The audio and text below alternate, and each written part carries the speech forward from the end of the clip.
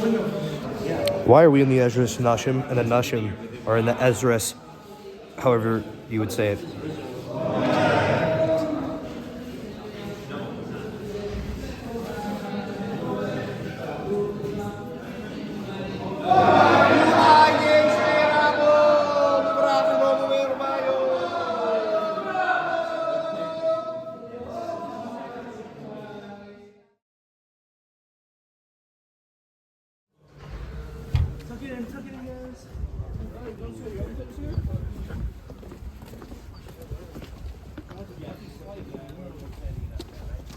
Make sure as you're walking not to step on a kever as much as you're capable of. That was the toughest flight in the world.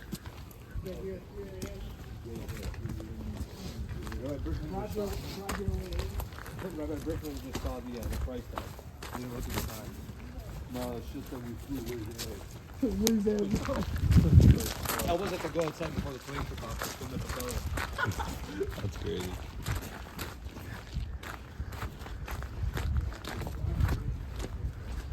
Bro, because once they get in at 3 o'clock in the morning, the woman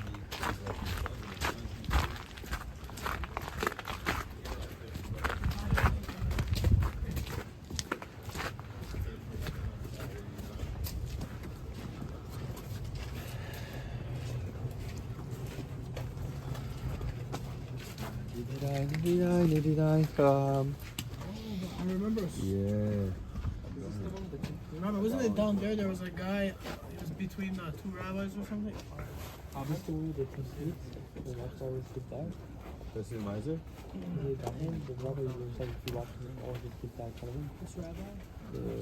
Rabbi Yochanan from Rabbi Yochanan. I mean, there's a biblical story to that effect about Chil Beis Eli, who did that intentionally, but that would not be in Krakow. He was That was not about a modern figure. not about a figure, and then there's also Rabbi Yochanan, who just talked about. That was Rabbi Yochanan, You said the one there was a Jew that died the Klausenberger. in one of their camps, and they put they Oh. threw all his kids in front of them and they shot them. I don't remember. And they had one left, and you were saying how happy he was still. He had one, and he was teaching Torah, and then I think they killed the dad in front of the kid or something. I don't remember. Not my story. Oh, okay. Not my story. I don't know who that is. They're similar stories, but not quite like that. Are we waiting for anybody else? Okay. Rav Yoel Circus. That was sometimes, often for Klal Yisrael, we use patronyms as last names. Last names, you realize, were only required. I mentioned yesterday the Edicts of Tolerance. Joseph II, the Emperor of Austro-Hungary, established that all Jews had to have last names. Prior to that, we sometimes did, sometimes didn't, and often referred to ourselves as, if you wanted to call yourself, if my kids would call them Ben Menashe, or arguably if they grew up in Poland, what would they be called? Manischewitz, which is Menashe's son, right? That's where the grape juice comes from. So those are patronyms. Sometimes you have, like here, an example of a matronym of a holy Jewish woman. Circus is from Sarah. Some mother in his family took on the name. He was the father-in-law, to connect a little bit of what we were talking about the last day.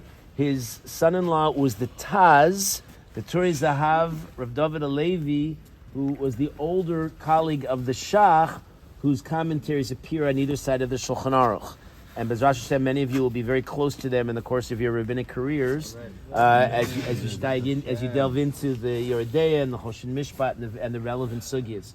The Bach is distinguished, and we'll try to connect all these figures. I'll tell you, you're going to know these people. They're going to be close friends of yours at one point, and you'll be using them. You already do. The Bach, you know, because of his invaluable additions to the Talmud, the Gemara, as he emanates, comments, and corrects and upgrades the text.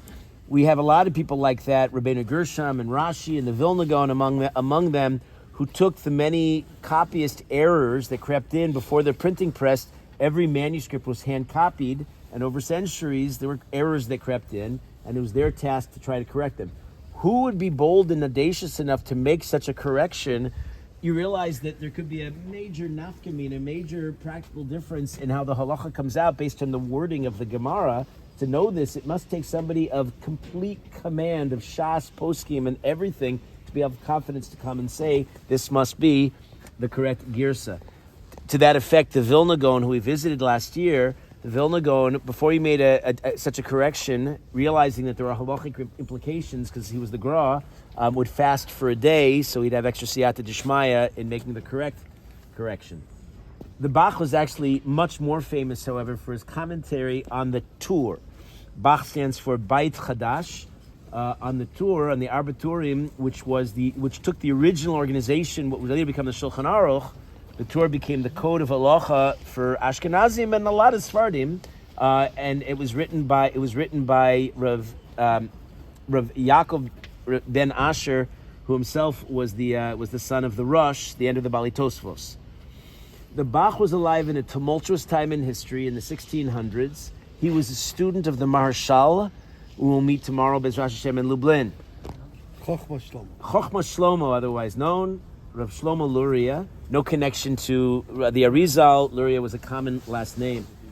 And like the Maharshal, there's a certain kind of kindred spirit I feel when you read about them, because both of them had a very strong intellectual honesty. It was both of their issue, the fact that so many of our great works had been codified and brought into simple halacha. There was a need for that because over the generations, so much ignorance crept in. The Jews didn't know what to do when they got up in the morning. So you need a simple halachic code that we know, since the Shulchan Aruch has been even more simplified in forms of Kitzur Shulchan Aruchs and other abbreviated halachic manuals to just make it easy for the layperson. But the Bach said what's lost in the mix is the integrity and the complexity of halacha. After all, halacha is supposed to apply to all of our lives every day and all the different nuances in different situations. And with that in mind, he wrote this commanding commentary on the Tur that gave so much more of the background behind the halacha. He was also of a different mind when it came to, he felt that the people were not learning Tanakh rigorously enough, that you need to go through the Mishnah in Pirkei Avos. You have to go from Tanakh to Mishnah. You have to learn the Mishnah rigorously. We'll see somebody else who very shortly who also subscribed to that. He was a person of means and did tremendous chesed. He had his achnasas orchim was legendary, and I'll say something about him, about the Bach. We also that year, the second story about that year, the trip before COVID. Shalom Dershowitz was newly a chassan, was in your shir when learning Makos. You want to say it over? Yes, sure. What was the issue in the Bach? Well, the Gemara in Makos Daf Gimel says Eid Zomem, top of the line, Eid Zomem. I forgot what the line is. Eid Zomem, Meizim Atzmo or something like that. Meizim Atzmo, whatever the line of the Gemara. And there are a lot of mafarshim on this line of the Gemara, and the Bach on the side actually, very unusually, had a very long piece on it, a very long explanation of the Gemara, which is somewhat mechudish, not according to Tilgul Pshat, although makes a lot of sense. And this boy had a hard time steering away from the wording of the Gemara. You want to get the wording of the Gemara. Okay, Let's do it short. The bottom line is, and it was intrigued by the Bach and could not get pshat. No. He had a hard time with it. He had a hard time with it. So I said to him, knowing that we're going to Poland, I said, "You'll ask me again." I think he expressed himself in a certain way in frustration. In frustration, I said, "So when we get to Bach Kever, you'll ask Mechila," and he came and he did. And if I'm not mistaken, shortly thereafter, he was struggling over it and tried to figure it out, and he got to a new insight since his davening here. That's what I heard. That was the end result of the of this. If we knew them, this is a cemetery. It's very unusual. Now it's within a thriving city. We don't usually put a basic pharos in a city. It wasn't always like that. It actually predates. The Bach is later. He's 1600s. It really the Remah, who we'll talk about last, Rav Moshe Isserlis. It was, some suggest, perhaps purchased by his father, the shul and the backyard of the shul, which became this cemetery for the community of Krakow. Just to introduce you to Krakow and Poland, this is really early on, just a couple generations in. Tomorrow we'll see the kever of Shalom Shachna. His Rebbe was Rav Yaakov Pollock. These are the early Gedolim that made Poland from the 1500s until the Shoah one of the world centers of Torah, in which countless names, we've only mentioned if we only visit a few of them, lived here and delved and took the Torah to the next level. We think of the period of the Achronim, where we traveled through incredibly difficult times. It would be after the Bach, the next generation that would know the Cossack massacres we described yesterday, but they certainly knew their own hardships, and persevered, and somehow, in this really golden period, up until about the 1700s, when the Haskalah, the Enlightenment, burst out, the Yidden here, even the Pshutei Am, the simple people that you see buried all around here, were holding. Right? It was the Vad Arba Haratzos, it was the Council of the Four Lands, in which the Jews, they lived, breathed, walked in the market, and talked Torah. And the Bach was simply one of the great leaders of our people, and remains that way, and guides us through the Gemara every day.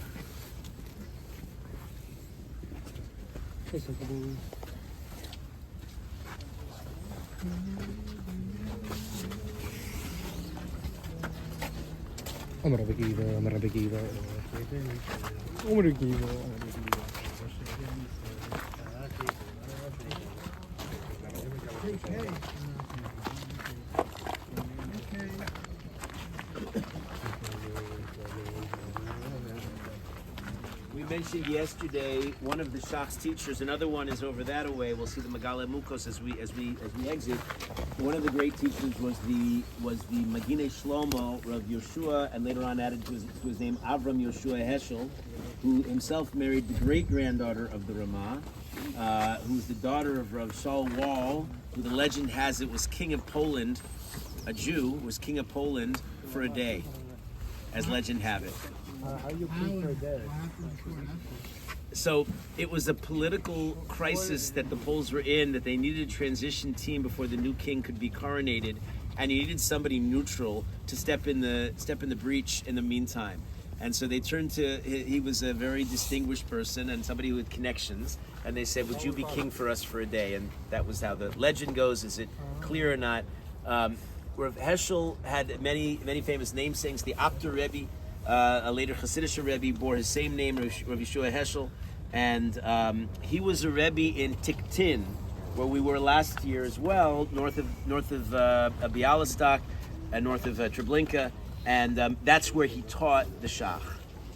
I say this because what you also want to try to do in your mind is build this. These are not just isolated individuals, but they all were connected to this grand Mesorah. Speaking of Reb Berkowitz, you should get Reb Berkowitz can actually trace from his Rebbe's Rebbe all the way back to Moshe Rabbeinu. We can start the Mesorah. Half of you can say it by heart from Pirkei Avos, Moshe Rabbeinu, Masra Yoshua. But this is the line of the Messiah as it was handed down to generations. We did not come in a vacuum. We are the most connected, intellectually honest, and rigorous system in the world. Here is one of the many links of the chain.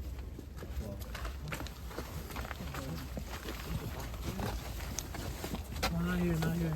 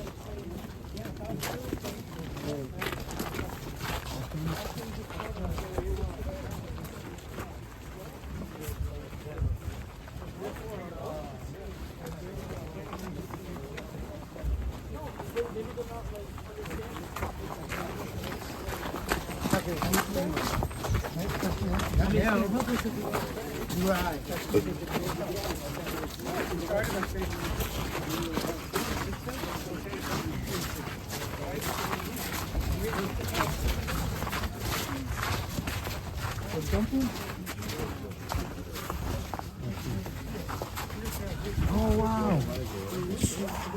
I'm not selling it at Lord. What is it? I know, but it shtickifies it. That's the problem with it. It's like, this is the story everybody knows, and it diminishes the grandeur of the Tosos Yantef. You hear what I'm saying? Yeah. It's pure shtickla. I'm going to start with it. There's a tendency. Look. I know. I guess I can talk about it. Look, there's a tendency. It's very hard for us to avoid it because we also want you to get excited. We also want to tell stories that are going to be captivating. I'm about to tell you one. It's a very famous one. You may know it already. But I was just saying to Benny, though, that sometimes the story unintentionally has a tendency to sort of trivialize the grandeur of the gadol that it illustrates. So the kever that we're standing near, and this is one of the great giants, the pillars of our people, is Rav Tosfos Lipman Heller, who you know as the Tosos Yantef. His Perush, what's called the Tosfos Yantef, sits on the outer margins of the classic daf of Mishnah. Now we're all reading the beautifully done, accessible art scroll versions of the Mishnayos. But once upon a time, and really till today, we have it in our very limited library, even in Derech, we have this limited library of Mishnayos. But once upon a time, the way you learned Mishnah was to learn with their equivalent of Rashi, but it wasn't Rashi, it was the Rav, who's also known as Rav Avadim Bar Tenora. At the beginning of the year, we picked down at his kever. Down below, it's called the Ir David today. He's buried at the foot of the Mount of Olives. And he wrote his Perush. He came to Eretz Yisrael in 1488 and wrote his Perush, and really is a complementary, is one of the great Perushim on the Mishnah. On the other side, as a perfect complement to Rashi, Rav Avadia, you have the Tosfos Yantef, who in the style of Tosfos will then write a more applied analysis of all the Mishnayos, and through them they guide us through the world of Mishnah, which of course he didn't do randomly. See, he was a Talmud among his Rebbes, was the Heilige Maharal, who you think of as the Maharal of Prague, even though he too moved around considerably in his life, the Maharal. And it was one of the items on the Maharal's agenda to promote, to really revive the importance of learning Mishnah as a central facet of what Klal Yisrael does. See, because if you know the Mishnah, our Rav Lazarus, who was the figurehead of Derech from its beginning till some years ago, he promoted learning Mishnah, and his students who took him seriously and learned Shas Mishnayos, as we're attempting to do as a group, but they as individuals mastered Shas Mishnayos. He said wherever they went from Derech, the Beis Medrash, Beis Yisrael, the Mir, many of the great yeshivas and kollels in the world, they were always the superstars because they had the basics of Shas under their fingers. They had it internalized. That should get the Mishnah, and it was the Maharal. One of his many missions was to bring the learning of Mishnah back to the fore, and he inspired his student, Rav Tosfos Lipman Heller, to do the same and make it more of an art form, and he did so in his commentary. And really, that's his claim to fame. What you might have heard him for is this story that is told about him. It's said that in Krakow this is now already an established Jewish community when he lived in the 17th century, that there was a baker and a butcher who were incredibly Balei Chesed, Balei Tzedakah of epic proportions, who always provided for the poor of Krakow. Nobody went hungry. Shabbos table was always full because of the baker and the butcher of Krakow, until one day suddenly the whole operation ground to a halt. It was exactly at that time that a despicable, miserly figure, a certain Rav Yosela of Krakow, happened to also pass away. And they decided around this time that he was a rich person, but he had no generosity, could care less about others, and that he did not deserve a central burial in the graveyard, that they would relegate him at the time. Now you see other farm around him, but at the time this was in the law in Siberia. This is in the cast outs portion of the cemetery. And that's where he was buried and got the approval of the head Rav of Krakow, Rav Tosfos Lipman Heller himself. But then something strange happened. The whole operation of the baker and the butcher and all their chesed stopped, and the truth came out that it wasn't them at all, that it was the miser. I was just saying to Benny, though, that sometimes the story unintentionally has a tendency to sort of trivialize the grandeur of the gadol that it illustrates. So the kever that we're standing near, and this is one of the great giants, the pillars of our people, is Rav Tosfos Lipman Heller, who you know as the Tosos Yantef. His Perush, what's called the Tosfos kind of existences. He was pursued. He was intellectually honest to an extreme. He took on the Christians as they are easy to take on, but they did not forgive him for it. He was imprisoned at one very, very dark chapter in his life. He was imprisoned and sentenced to death. And if it were not for the intervention of one of the Christian friends, we don't know what would have happened to him. But he spent 10 years in prison and eventually was released. He also, last point about the Tosas Yantiv that's very famous, he was alive during the period of Tachvatat we've been mentioning. We passed Rav Avram Yosef Heschel, who together they were both active and leaders in Krakow when they had decisions to make, including how to take a woman who'd lost her husband, but there are no traces of his remains, and so that would make her no worse than an almana, an aguna, and therefore not able to remarry. But because Baruch Hashem, we have Rabbi Gamliel's decree and Rabbi Yehuda decree, they were able to find ways, leniencies to be matir agunos and permit them to remarry and start a life over again. They worked very hard. They worked very hard to find. They were left with the Cossacks took much of the loot, but then much of the property that remained behind. If there are no orphans to inherit their parents, who should allocate these limited resources to an already impoverished community? These and other kinds of crises confronted them in a lifetime. It was a total when people. We brought this up yesterday. I'll just introduce a topic that I'm not going to exhaust. It's a big, deep idea. When crisis strikes, you didn't always look at ourselves. We talked about this now when we just came from Auschwitz. And by the Bayis Rishon, Chazal tell us pretty clearly.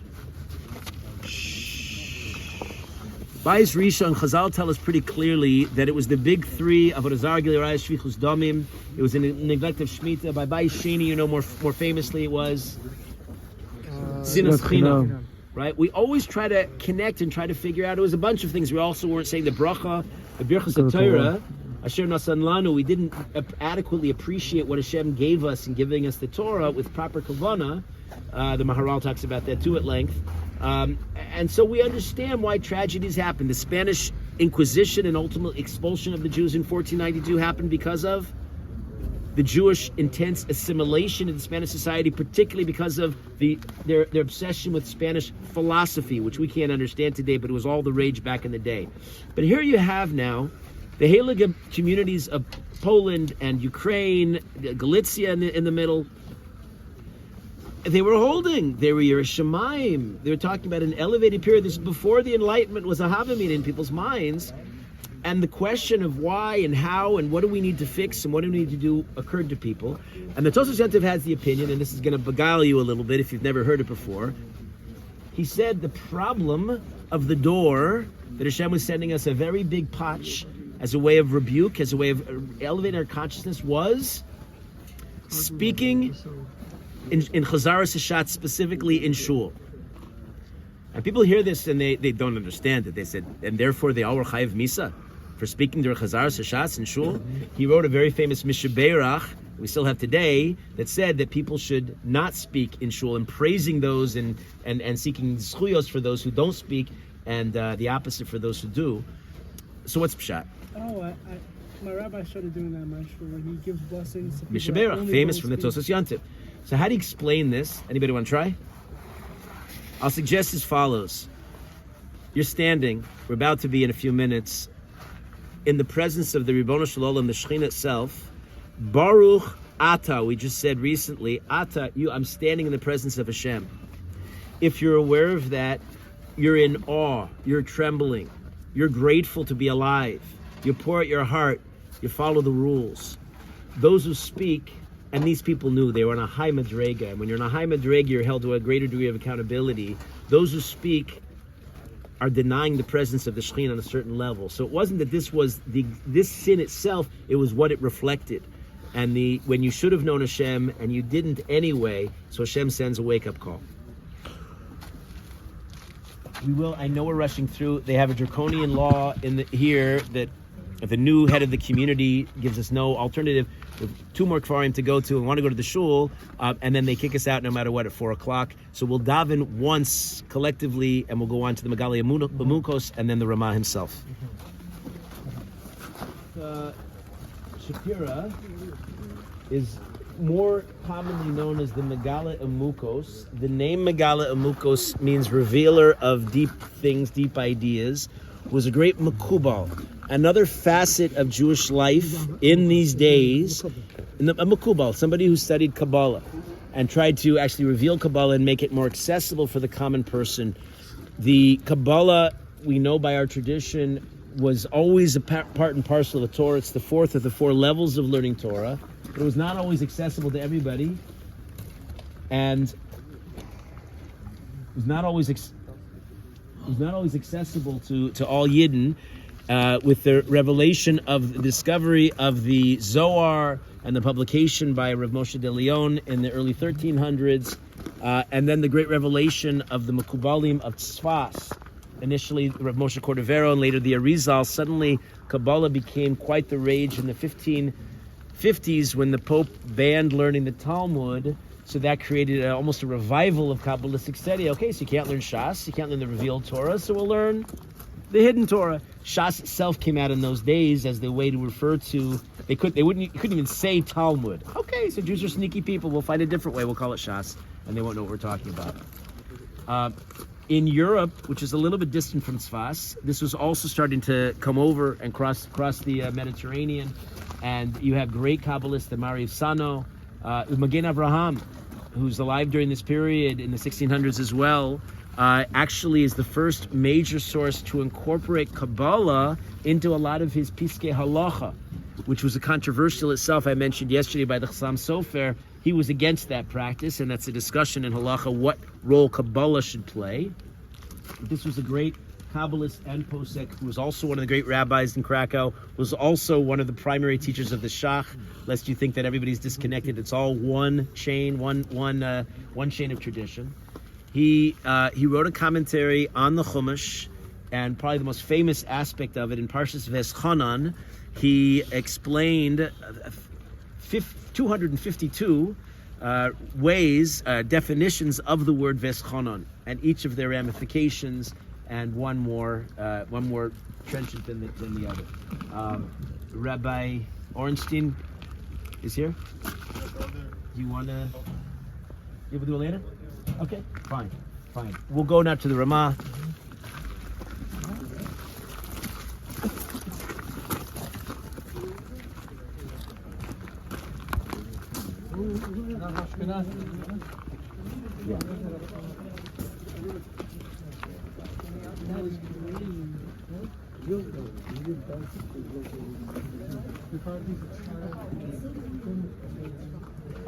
Very good, thank you. So, these are very old tombstones that are in the style of Sephardim. The Sephardim, remember, were among the early founders of Poland as a Torah center after the expulsion from Spain in 1492. So they were sent really reeling to the four corners of the world. This is one of their destinations, and you see some of the early Miyazdim founders buried here. We're talking about what year we're talking about? We're talking early 1500s. Yeah. Early This is one 1500s. cemetery that wasn't touched. Did anyone notice that there's nothing knocked over? This was revived. This was most of the matzevos were taken by the Nazis and used as pavement. No, it was touched. It was. No, during the Holocaust years, the Germans confiscated the whole compound. Oh. They make it into the graveyard into a shooting range. Here? And they destroyed almost everything. So you see the remnants of the Matzevas. And 1959, excavations were carried out and they discovered few hundred Matzevas. What you see here, they were tombstone. Matzeva is a tombstone. In 1959, okay? And but there were in which there were people who were alive still who recalled what it looked like, and they tried to restore as best they could. They were hidden during the so-called Swedish Mabul Swedish flood. Yeah, Swedish flood in middle of 17th century. One of few original graves is of Remah. Yeah. And there is a story that Germans one day came with a welder and he started dismantling the fence, and suddenly spark one sparks hit the head of the German, and he fainted, and they ran away and never approached it. And really, that's original grave. This is the original. That's Yeah, what I yeah, thought. yeah. That, That's what I that one's remember. original, but the rest is mostly redone. Can we see that?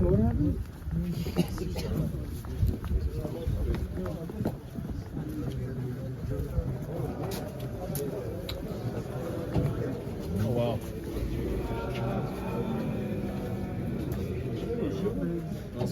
I guess I didn't do a good job in waiting. I thought they would be empty, and now it's even more Another full. yeshiva's here. Yeah. Which one?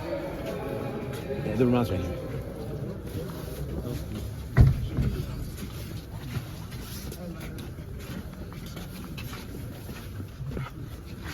Yeah. This one is the Remah. This is his father of Yisrael. Israelis is a Yiddishized version of Yisrael. Who's this? Other members of the family.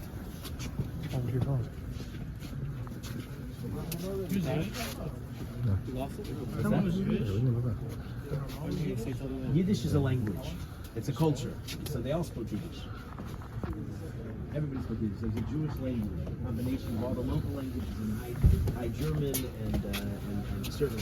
And these are different ways of. Last names was a later phenomenon. So Israelis is a variation of Yisrael, which is his father, who's buried to his left.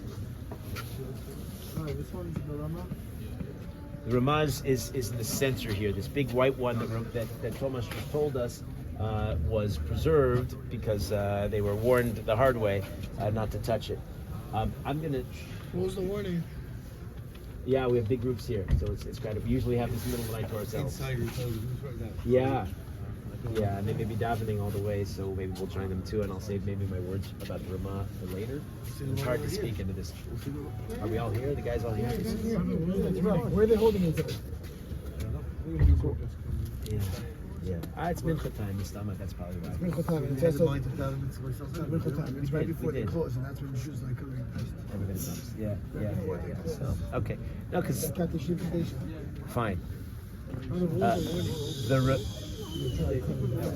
They try to cut the fence and the spark people.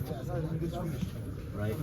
Okay, the Remah lived Guys. short, impactful 52 years between the dates of 1520 and 1572, during a tumultuous period for the Jews, a period of transition after the Spanish Jews had been exiled.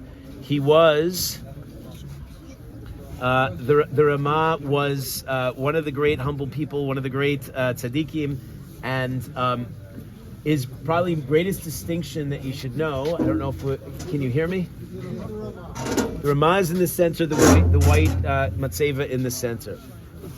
When Rav Yosef Karo finished his version of the Shulchan Aruch that he published, also a great story of the publication, Dana Grazia, a whole other story. He published the Shulchan Aruch, which was a masterpiece of Jewish law in code, making accessible to the increasingly ignorant masses of Jews. The Remah, Rav Moshe Isserles, had already written his own equivalent of the Shulchan Aruch that he was prepared to publish. He was on the verge of publishing it, and these are in the early days of the printing press, as Hashem planned it, where you could publish things and they could be spread far and wide to the Jewish world, around the Jewish world. He saw the masterpiece of the Shulchan Aruch as it was, Rav Yosef Karo, and if you can't beat them, join them. He put his own work into a Shemos, into Gniza, and wrote instead a companion piece. If the Shulchan Aruch means the set table, the Remah wrote the mapa, the tablecloth, as a very elegant, as a very humble kind of a statement of this is just going to cover and give some sense, some semblance of an Ashkenazi perspective. Now, he thereby is the repository of the great tradition of the Ashkenazi world, combined now with the great tradition of the Sephardi world, creating what some consider to be almost a Sanhedrin, a high court of authority that can unify all the Jews. And because of this unity, because of the Ramah's humility to a large degree, they were able. It became the Shulchan Aruch, which is a must-learn sefer by every serious Jew every day around the world. To call a Jew a Shulchan Aruch Jew is the highest praise you can give him, because that means he's following the Ratzon of HaKadosh Baruch Hu in the world. That's why we put such a primacy on performance of halacha. It's not just for technical performance. It's because this is what we know through these words, through these very painstakingly preserved and transmitted teachings, because of Rav Yosef Karo together with the Remah, that we have this together. Now, I should say that the Remah had problems with the approach of the Rav Yosef Karo. Rav Yosef Karo's masterpiece was not, in fact, the Shulchan Aruch. It was, as we refer to him, the Beit Yosef. He's referred to as Marana Beit Yosef, in which he describes, first of all, after giving you a tour of any given topic in halacha, rigorously and thoroughly, he then described to you how he reached his conclusion, and he had a system. The system was to take 3 pillars of the Jewish world and paskin based on a plurality, whoever won the majority on any given halachic issue. He took the Rosh, who represented, the Rosh is Rav Asher, who is the end of the Bali Tosfos, representing the Ashkenazi world. He took the Rif, representing the Sfaradi tradition. In fact, so much of the Rif verbatim got into the Shulchan Aruch quote after quote after quote because it was that dominant. And the third pillar, the Rambam, representing the Rambam, because if you're the Rambam, you get your own vote. And the 3 of them together, actually the Rambam is even more than the Rif, is copied often verbatim, right there, page for page in the Shulchan Aruch. Not always. We already talked about a few of the issues in the Rambam, brought down the Shulchan Aruch, some Sofer question, he brought the Rosh, and he brought that we said last night. The Remah had a difficulty with the halachic process based on Chazal. He said that's not the way. It's true we go with the plural, we go with the majority rules, but not this system. He mentions this other major principle that you see throughout Shas, which is Hilchasa Gebasrai. The halacha follows the last ruling. What's the logic of the last ruling? It means, let's say you do a sugya. A lot of you are working hard preparing your sugyas in the Gemara. Yeah, you go through, and there's a machlokas, Avaya to Avaya and Rava, and you go back and forth. Avaya says, and Rava asks, and Rava says, and Avaya asks, and back and forth. Boom! At the end of the sugya, we have a psak. Hilchasaka Rava, Hilchasaka Abai, Chutzmi. Yeah, right. All right, so, and we have a system. And usually in an unresolved sugya, when you don't know who the halacha follows, we go, and listen to the logic, it's impeccable. You go with what the Gemara leaves off on. That's indicative of, that's the system, that's the position that the Gemara sees as the most worthy, the one that should actually endure. Given that, the Ramah's approach to halacha was very different than the Shulchan Aruch, hence the machlokis. But if you become a serious learner of the Shulchan Aruch, what you actually wind up seeing is how much, in fact, they were compatible one with the other. A comment that is lost so much on this silly back and forth between Sephardim and Ashkenazim, how we are all on the same team. What separates us is cosmetic, is technical differences, but the essence is really the same. The Remah is so much more. Yeah, Jake, what do you want to say or ask? Why do you only take 3? Why do you only have 3? He didn't. So I simplified a longer story. Sometimes it was a draw. One didn't vote, and 2 were on opposite ends, and so you couldn't come up with a definitive halacha. Then, and it's all very worked out in the Beit Yosef. He explains he has 5 other great Rishonim that he then defers to. They are the Rashba, the Ran, and the Ramban, the Rashba, and the Ran on the Sephardi side, and the Smak, Rav Moshe Kuchi, and the Mordechai, another one of the late Bali Tosfos, contemporary of the Rosh, on the Ashkenazi side.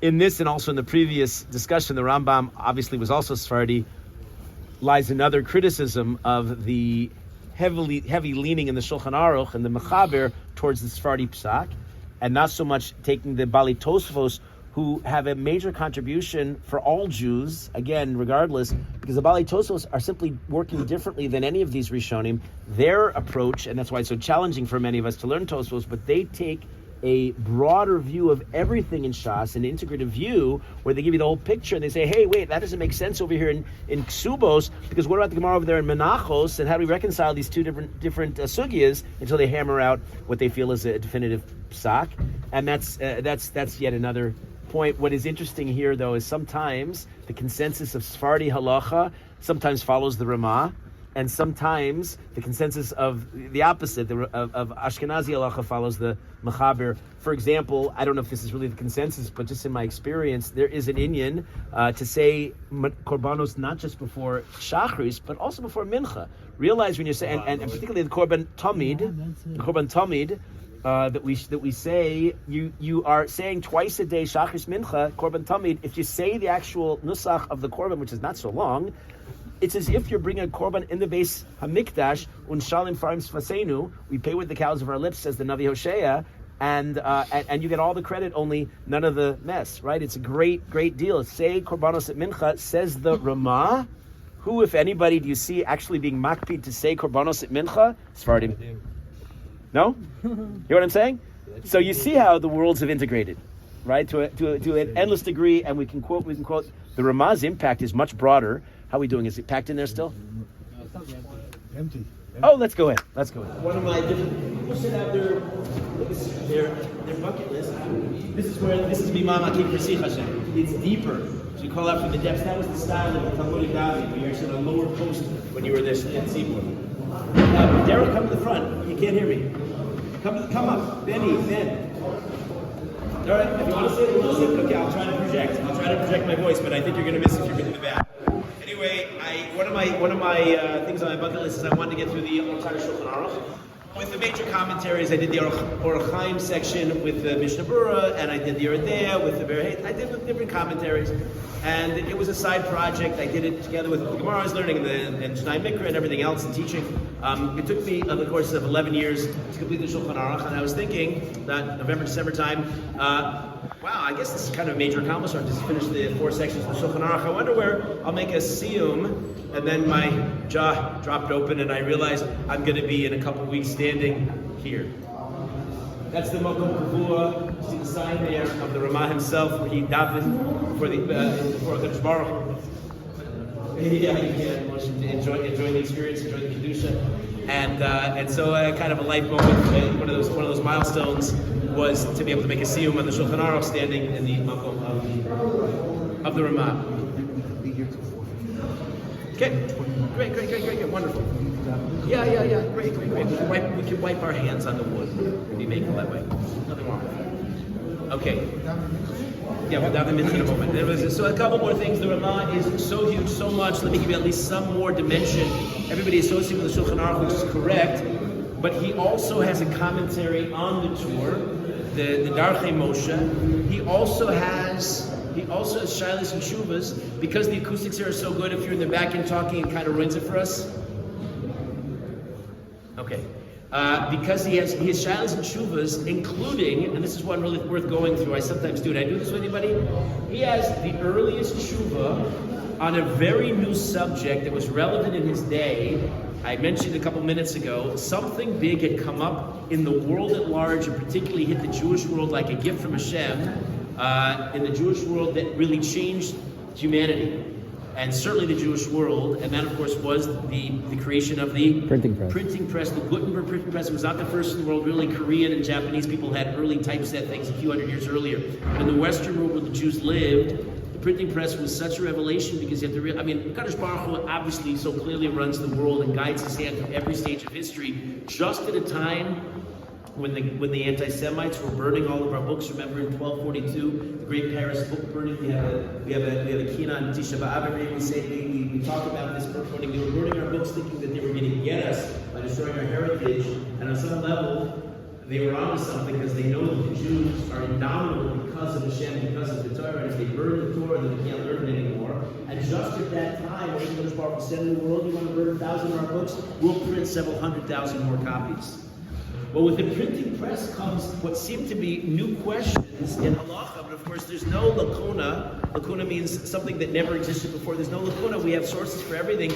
But what does it mean? And this is so relevant today. It's such a relevant kind of a tshuva. Abstract property. Copyright. Can you own an idea? Well, previously you had a book, you wrote it, but then, it was one book that was then copied. You could actually have some kind of ownership. Now with the printing press, it's out of control. And I don't have to tell you about downloading software and other kinds of abstract property, which is all the rage in the world. On before my songs get approved on Spotify, they have to go through a 2-3 week vetting process where they try to figure out, am I ripping somebody else off without giving proper attribution, right? Because they sue if you steal an old song, kind of a thing, right? So these are issues that are very relevant today. And comes the Remah, and it deals with a real case of a gadol during his days. The Maram Padua, Meir Katzin Nellenbogen, if somebody's been to a street in Harnov named for him, Maram Padua had achieved one of his life achievements of Ora that he now was publishing. A goy got a hold of the manuscript, changed it somewhat, and was typesetting it and was going to print it for less money and sell it for less money and undersell them. And by doing this, of course, he realized the implications would be that nobody's going to want to take on such a project in the future, which costs huge amounts of money, let alone time, if somebody's going to come along and steal it. The Remah writes a fascinating tshuva in which he talks about the importance of giving Jews priority. Even if it's more expensive, you should give them the business over the non-Jew. He put a cherem, an excommunication, on anybody who would so much as purchase the manuscript from the non-Jewish publisher. Had big implications, so much so that it reached the Pope. The Pope had a backlash response against the Jews. From this point on, also, this is the time in history that it became a precedent and a great priority on any book published to put what are called haskamas, which are opprobriums, which are agreements from the Gedolim. This book is credible and worth reading, right? And which the Remah certainly did in the Maram Padua's work, and it's the earliest major treatment on the subject of copyright. We can talk on the bus. What do we do today? Are you allowed to copy music, copy software? What is the halachic status of this really interesting topic? The Remah also, in his lifetime, knew hardship. He married the daughter of Rav Shalom Shachna, who will visit tomorrow, his kever in Lublin. She died very young, at the age of 20. It's possible, there's some ambiguity about how to read the inscription, but it's possible this shul is dedicated to her, or maybe the Ramah's mother, who died the same year. The year of terrible hardship for him. He was a rock, he persevered, he had other hardships, he got remarried. There was a time when all the Jews of Krakow were on the run from the persecution. He escaped to nearby Shidlo, a little village. It was Purim time. He was penniless, right? They didn't have anything. He had to come up with shlach manos. He had an idea. What would he do for shlach manos to send to his father? He wrote, with Remah you could do this, a perush on Megillas Esther called Mechir HaYayin, the price of wine, and he sent it to his father, shlach manos, that year. That's a great substitute for shlach manos. If anybody's interested in ideas, you want to write a sefer instead of little cheap wine and wafers, that'd be great. So I'll take it. Anyway, if you're the Remah, you can do such a thing. I'm just trying to give you a feeling. We could talk here for hours. I'm not going to. I'm going to stop next week at Davin. Give you a sense of the grandeur of this personality. The Remah. One more thing. It just keeps coming. Just get us to stop by the Netziv and Rachaim tomorrow, Thursday. The Remah was the entire Shulchan Aruch that he gave over to us was very particular. We heard this by the Chassam Sofer yesterday. Was very particular about Minhag Yisrael. One of the great conduits of the Minhag Yisrael was the Maharil from Austria, and he preserved lovingly the traditions. The Remah said a Jew keeps Minhag Yisrael. We've been talking about this. He emphasized this. Yeah. We can talk more, but let's dive in. We have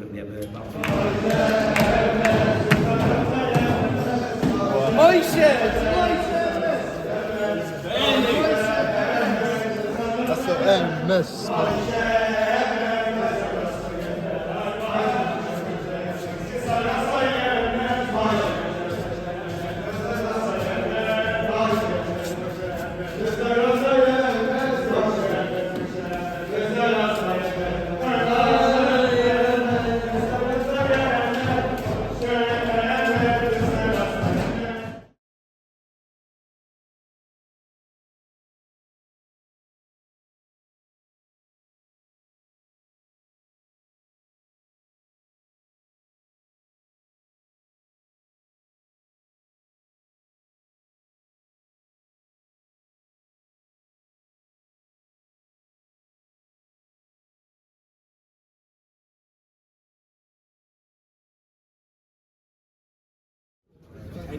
Brace yourself. By 10 people. Yeah. Brace yourself for an old shul.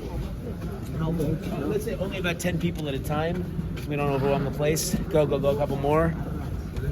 Stop. We'll take turns. We're going again. This was an old shul. Wait. Hold on. We're going to do it because we're too large to do it all at once.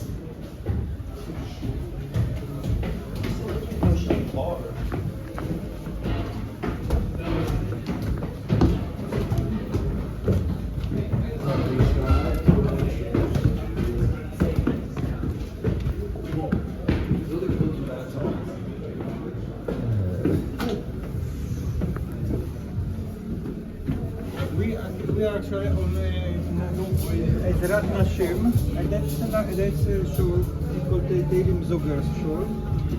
Yeah, and here we are from the shul. We belong to the Confederate House the Polish company, and they permission. This is a pub. Why they get the permission to turn it up, huh? Because they pay them rent. It's definitely not a shul anymore. Nope. Yeah.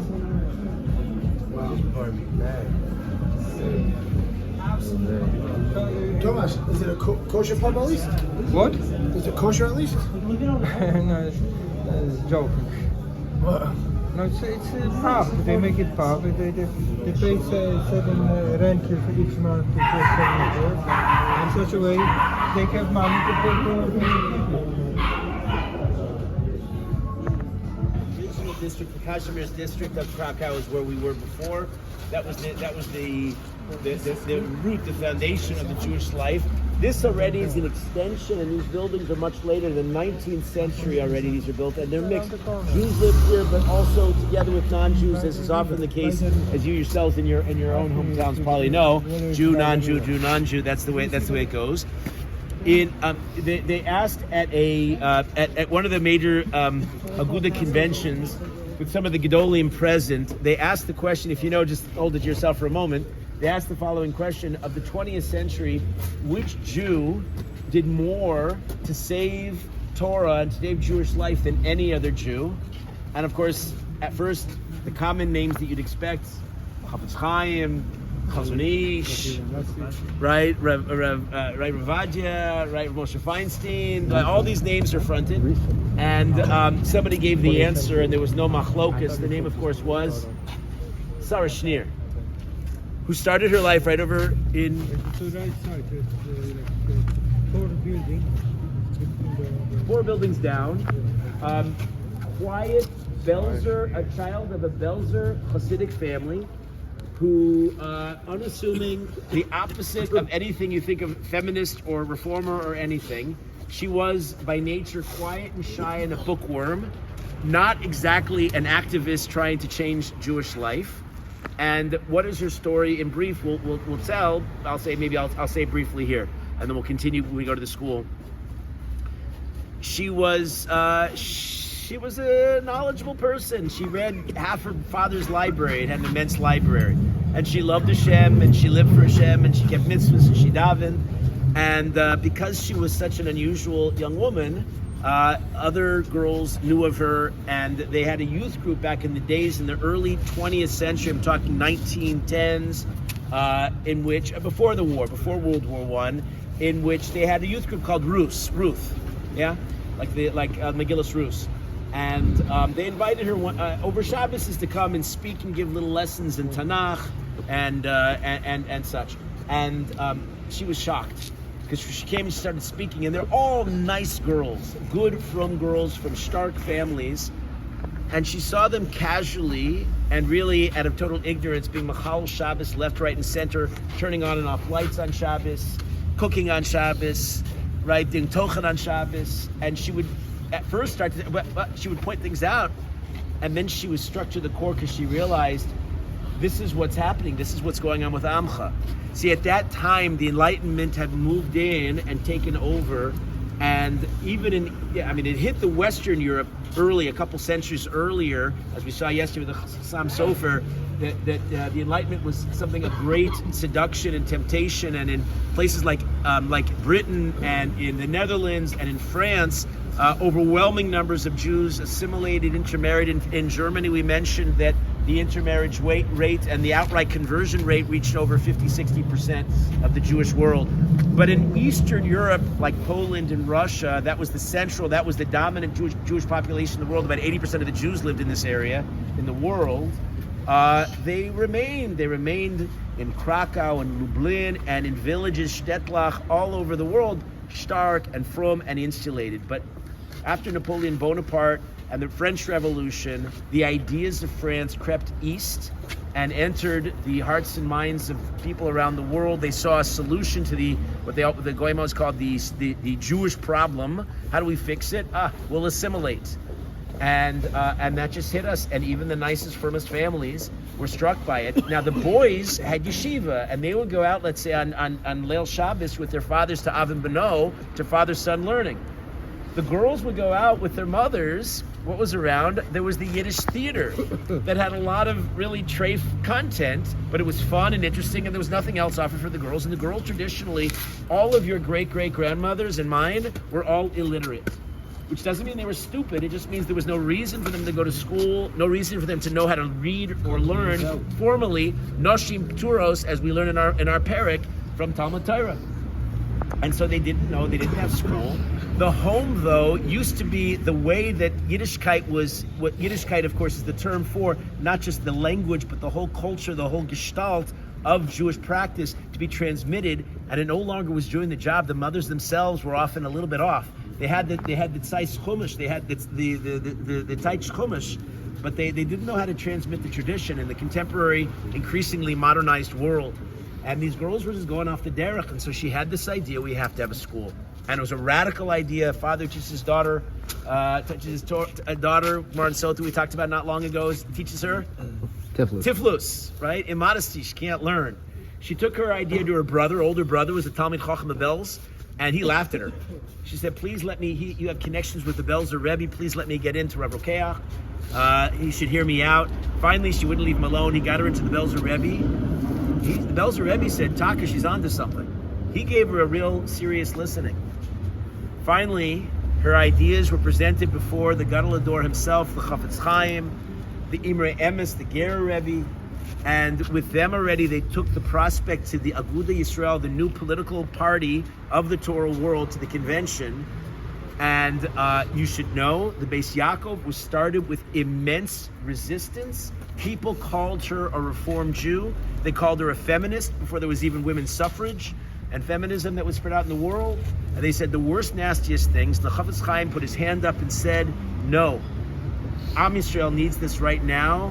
Eis lasos Hashem eferus orasecha, the pasuk in Tehillim, sometimes you have to do for Hashem, even though women are Pturos technically, you need now a formal institution to transmit the regesh, the neshama of what Yiddishkeit is about. So the women learned Avos Yisrael, Avos Shemayim, Yira Shemayim, and that was her project. She started in a small apartment. She supported it herself by sewing clothes, right? She within a year, she was bombarded with requests and demands. We need please accept our daughters and our daughters. Soon people in surrounding communities heard of her project. It wasn't the first of its kind. In Telz, to be fair, they had started something similar earlier, but it never really taken off. And this took off, and within no time fast, suddenly the Jewish world were building Batei Yaakov, Beis Yaakov schools around the Jewish world, and saving Jewish women. We'll continue the story in a moment, where we'll go to the original Beis Yaakov Teachers Seminary. What was her name again? Sarah Shanir. Just building it. What does it say? Oh, this building built and dedicated. Nice. This whole building was a seminary? No, I'll tell you what this was. So we used to come here. Remember, Pinchas had one of his extensions of his restaurant, but it no longer is here, Tomasz just said. Only 1917 they had the seminary? Sarah Shanir as we said, was an overnight sensation, quite unintentionally. She had no aspirations to be a gadol and no aspirations to be a leader. Hashem plunked her down in the right time in the right place. You don't know, as we keep saying, the theme of the trip so far is you don't know when a Kadosh Baruch Hu is going to put you in the situation where you're the guy, or in this case the girl, to do the great Kiddush Hashem that she did. So soon there were just demands for Batei Yaakov all over the Jewish world, and she suddenly realized they had a bit of a problem. They had a shortage of teachers, since none of the girls ever went to school before. Who exactly is prepared and qualified to stand in front of a classroom and convey the godless of Torah and our tradition? So she didn't know, and she didn't know what to do. And one of the great idea men of that period, still before his breakout period, came and visited and saw what she was doing, and he had the simplest suggestion. He said, start a women's teaching seminary, teach them how to be teachers. That's this building.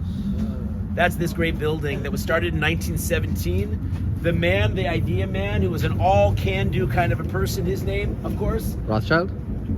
who was alive in this period, who was all ideas. He didn't have any children. He didn't have any children, but he had a son and a daughter. The Chazanish? He had a son and a daughter, not quite. Almost. He had a son and a daughter with no children. His son, he called the Great Yeshiva.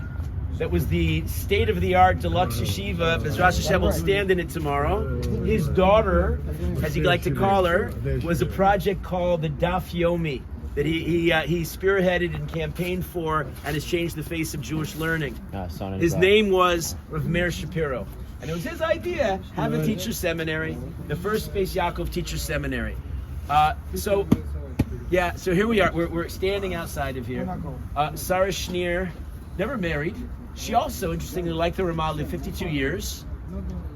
She was known, people called her the female Chafetz Chaim in terms of her chesed. She was in a position and in such a central role. She gave quiet.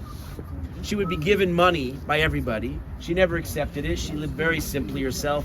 And the poor people would come to her and she would give out. She was known to be, that was where you got your tzedakah from in Krakow. She was much more, in other words, than just the founder of the Beis Yaakov. She never went a day without quoting this source, which is not well enough known as it should be. Write this down in your own bucket list. It was the 19 letters of Rav Shimshon Raphael Hirsch. She found it gold. Solid gold. She quoted it in all of her shiurim. She and the other teachers also were influenced by it. You should know she died early. She was spared sometimes, to answer a question that was asked earlier. HaKadosh Baruch Hu takes the Gedolim before the disaster. She died in 1934, but her students persisted. Pearl Banish was among those who got to America and together with Rebbetzin Kaplan were among those who started the Beis Yaakov movement in America and that which exists in the world today. It's ironic. In some circles, Beis Yaakov is actually seen as a little modernisha, a little bit modern, and there are other schools that cropped up, but of course this was the model, this was the pioneer, and we have Yidden who survived because of her great foresight and her efforts on our behalf. So sometimes you have to think a little bit out of the box to keep the Jews in the box, is a message we can take from Sarah Schneer.